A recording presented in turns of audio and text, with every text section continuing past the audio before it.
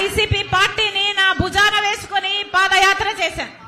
YCP పార్టీని నా పాదయాత్రతో నా ఇంటిని నా బిడ్డల్ని పక్కన పెట్టి 3200 కిలోమీటర్లు పాదయాత్ర చేసి ఆ పార్టీని నిలబెట్టాను. వైసీపీ పార్టీకి ఏ అవసరం వచ్చినా నేను అండగా నిలబడ్డాను. ఆ పార్టీని అధికారంలోకి తెచ్చాను. భయపడేది కాదు రాజశేఖర రెడ్డి బిడ్డ.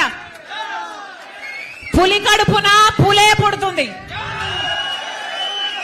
నా ఒంట్లో ప్రవహిస్తున్నది రాజశేఖర రెడ్డి రక్తం.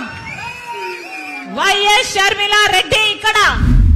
ఇప్పుడు షర్మిలమ్మ తెలంగాణలో తెలంగాణ ప్రజల కోసం, పాలేరు ప్రజల కోసం ఆవిడ అక్కడ పార్టీ పెట్టి 4000 కిలోమీటర్లు పాదయాత్ర చేసి తెలంగాణ ప్రజలను ఉద్ధరిస్తానని చెప్పి, రాజశేఖర రెడ్డి బిడ్డనని చెప్పి, రాజశేఖర రెడ్డి గారి ఆశయాలు సాధిస్తానని చెప్పి అక్కడ ఏం చేసిందో తెలంగాణ ప్రజలు, ఆంధ్రప్రదేశ్ ప్రజలు కూడా చూశారు.